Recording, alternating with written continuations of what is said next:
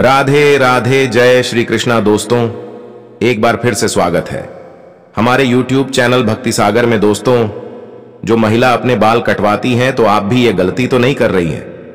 तो आइए जानते हैं ऐसी कौन सी गलती है। वीडियो देखने से पहले आपको बता दूं कि यह वीडियो पूरा देखें और कमेंट में सच्ची श्रद्धा के साथ जय श्री कृष्णा जरूर लिखें, ताकि भगवान श्री कृष्ण की कृपा आपके घर के ऊपर बनी रहे। दोस्तों, एक समय की बात है। देवी रुक्मिणी और भगवान श्री कृष्ण राजमहल में बैठकर आपस में कुछ वार्तालाप कर रहे थे। तभी देवी रुक्मिणी के मन में एक बात ख्याल आया। तब देवी रुक्मिणी ने भगवान से पूछी, प्रभु, आपने मुझे बहुत कुछ बता दिए हैं, लेकिन फिर भी आज मेरे मन में एक प्रश्न चल रही है। तब भगवान श्री कृष्ण बोले, हे महादेवी, आप अपना प्रश्न बोलिए, आपके मन में क्या चल रही है।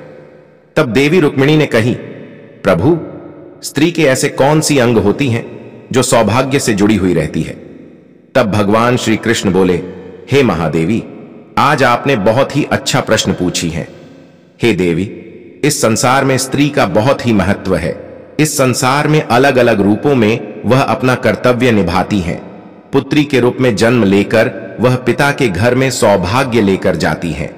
पत्नी के रूप में वह पति के घर सौभाग्य लेकर जाती, और माता के रूप में वह सौभाग्य बन अपने संतान की परवरिश करती है। किंतु प्रत्येक स्त्री मां के रूप में ही अपना सर्वश्रेष्ठ कर्तव्य निभाती है। एक स्त्री के अंगों से ही उसके सौभाग्य की पता चल जाता है।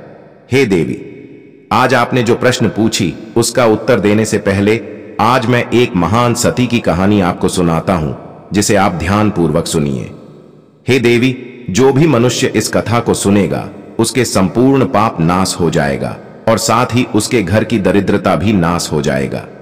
हे देवी, किसी नगर में रामलाल नामक व्यक्ति रहता था। वह बहुत ही गरीब था, लेकिन बहुत ही मेहनती था। उसकी पत्नी का नाम भद्रशीला थी, जो बहुत ही चरित्रवान और सती थी। रामलाल गांव गांव जाकर भिक्षा मांग कर लाता था और उसकी पत्नी भद्रशीला भोजन पकाती थी और पहले किसी अतिथि को भोजन कराते थे। जिस दिन कोई अतिथि नहीं आते थे उस दिन वह पशु पक्षी को भोजन कराती थी। फिर वह पति पत्नी स्वयं भोजन करती थी। भोजन करने से पश्चात वह दोनों भगवान की भजन में लग जाते थे। रामलाल को भिक्षा में जो भी कुछ मिलता था उससे ही वह संतुष्ट हो जाता था। एक दिन रामलाल भिक्षाटन के लिए गांव गांव गया, लेकिन भिक्षा में उसे अन्न का एक दाना भी नहीं मिला। तब रामलाल निराश होकर घर के लिए लौट आया। घर आते ही उसने अपनी पत्नी से बोला, हे प्रिय, आज तो भिक्षा में अन्न का एक दाना भी नहीं मिला। ऐसा लगता है कि आज हम दोनों को भूखा ही सोना पड़ेगा। इतने में ही रामलाल के दरवाजे पर एक अतिथि आ गया। तब रामलाल ने उठकर उन अतिथि को प्रणाम सत्कार किया। फिर रामलाल उन अतिथि से पूछता है, हे विप्र, कहिए मैं आपका क्या स्वागत कर सकता हूं। तब वह अतिथि बोले, मुझे भूख बहुत तेज से लगी है। मैंने सुना है कि तुम अपने दरवाजे पर आए हुए अतिथि को सेवा सत्कार करते हो। हे राजन, मैं कई दिनों से भूखा हूं। अब मुझे भूख के मारे चलने फिरने की शक्ति भी खत्म हो गई। यह सुनकर रामलाल को बहुत तकलीफ हुआ और उस अतिथि को अपने घर के अंदर बुला लिया और अपनी पत्नी से बोला, हे प्रिय, आज हमारे दरवाजे पर अतिथि आए हैं, उनको खाने पीने का प्रबंध करना। तब यह बात सुनकर रामलाल की पत्नी भद्रशीला बोली, हे स्वामी, आज अपने घर में मिट्टी की बर्तन के अलावा कुछ भी नहीं। घर में अन्न का एक दाना भी नहीं है। हम लोग खुद 2 दिनों से भूखा है। अब इन अतिथि को क्या भोजन करवाएंगे। आज आपने ने भिक्षा में भी कुछ नहीं लाए हैं। तब रामलाल ने अपनी पत्नी से बोले, हे प्रिय, यदि अपने दरवाजे पर आए हुए अतिथि को भूखे पेट लौटा दे तो यह महापाप लग जाएगा। फिर रामलाल की पत्नी भगवान से प्रार्थना करने लगी, हे भगवान कृष्ण, आप यह मेरी परीक्षा कैसे ले रहे हैं। तब भद्रशीला के मन में एक विचार आया और अपने पति से बोली, हे स्वामी, आप कहीं से भी एक कैंची लेकर आइए। यह बात सुनकर रामलाल को आश्चर्य हुआ और उसने अपने पत्नी से पूछा, कैंची से क्या करोगी। तब रामलाल की पत्नी समझाते हुए बोली, आप पहले लेकर तो आइए। तब रामलाल पड़ोस से एक कैंची लेकर आ गया। तब रामलाल की पत्नी अपने पति से कहने लगी, आप मेरा बाल काटिए। तब रामलाल सोच में पड़ गया। फिर रामलाल अपने पत्नी से कहने लगा, हे देवी, एक स्त्री की आभूषण उसके बाल ही होती हैं। हे देवी, बाल में ही स्त्री की चरित्र और सौभाग्य छिपी हुई रहती है। यह सुनकर रामलाल की पत्नी भद्रशीला ने बोली, हे स्वामी, आप चिंता मत कीजिए। तब रामलाल ने अपनी पत्नी की बात मानकर उसके सिर का थोड़ी सी बाल काट लिया। फिर भद्रशीला ने उस कटे हुए बाल को एक बहुत बड़ा रस्सी बना दिया और अपने पति से बोली, हे स्वामी, आप इस रस्सी को बाजार में जाकर बेच दें और बेचने से जो धन प्राप्त होगी वह लेकर चले आना। तब रामलाल ने ऐसा ही किया जैसा उसकी पत्नी भद्रशीला ने बोली थी। भगवान की कृपा से वह रस्सी बाजार में तुरंत ही बिक गया। तब रामलाल ने दुकान से भोजन की सब सामग्री खरीदकर अपने घर लाया।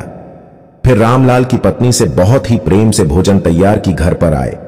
उस अतिथि को बड़े आदर और सत्कार के साथ भोजन करने के लिए बैठा दिया। उस अतिथि को भद्रशीला ने बूढ़ा समझकर थोड़ा ही भोजन उनके आगे में परोसा, लेकिन वह अतिथि बहुत ही बड़ा विचित्र था। जितना आगे में मिलता खाने के लिए सब खा जाता। फिर रामलाल की पत्नी अतिथि के आगे हाथ जोड़ दी। अब अतिथि भोजन से उठ गया और रामलाल से कहने लगे कि हे राजन, मैं आज की रात यहीं आपके घर की विश्राम करूंगा, क्योंकि अब शाम का समय हो गया, मुझे आंखों से कम दिखाई देती है।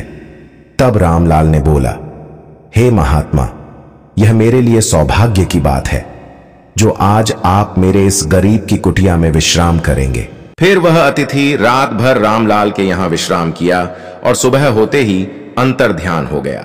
अब दोनों पति पत्नी उस अतिथि को चारों तरफ खोजने लगा, लेकिन अतिथि नहीं मिला। अतिथि के ठीक जाने के 10 दिन बाद उसके घर बहुत दरिद्रता आ गई। जो भी रामलाल को भिक्षा में अन्न मिलता था वह सब बंद हो गया, कुछ भी नहीं मिलता। अब कई दिनों तक रामलाल और भद्रशीला को पानी पीकर रहना पड़ता था, लेकिन फिर भी भगवान का भजन कभी नहीं छोड़ती थीं। हर परिस्थिति में भगवान का भजन कीर्तन में लगी रहती थीं। एक दिन दोनों पति पत्नी साथ में भिक्षा मांगने के लिए घर से निकले। भिक्षा मांगते मांगते कई गांव घूम ली, फिर भी भिक्षा नहीं मिली। अंत में एक बूढ़ी माता के घर पहुंची और भिक्षा देने के लिए बोली। बूढ़ी माता भी भगवान का बहुत बड़ी भक्त थीं। बूढ़ी माता ने इतना ही अन्न दिया जिससे दोनों पति पत्नी की भोजन पकाकर खा सकें। रामलाल और भद्रशीला दोनों घर पहुंचकर भोजन बनाई और खाने के लिए जैसे ही बैठी तो दरवाजे पर एक गाय पहुंच गई। तब भद्रशीला ने अपने आगे की भोजन उस गाय को खिला दी। तब गाय ने मनुष्य रूप धारण कर लिया। तब भद्रशीला चरण पड़ गिर गया और उस मनुष्य से पूछने लगी, प्रभु, आप कौन हैं? आप अपना परिचय दे। तब वह मनुष्य बोला, हे भद्रशीले, मैं वही अतिथि हूं जिसे तुमने रात भर अपने यहां विश्राम करवाई। मैं वही हूं जिसे तुमने अपना बाल काटकर उसे बाजार में बेचकर भोजन करवाई, जिसके कारण तुम्हारे घर में और दरिद्रता आ गई। लोग तुम्हें भिक्षा तक नहीं देना चाहते थे, जिससे तुम कई दिनों तक भूखी भी रही। तब भद्रशीला बोली, मुझे माफ कर दो प्रभु, मैं आपको पहचान नहीं सकी और अपने सिर के बाल को बेचकर आपको भोजन करवाई। यह कहकर भद्रशीला बारंबार उस अतिथि के चरण में गिरकर प्रणाम करने लगी।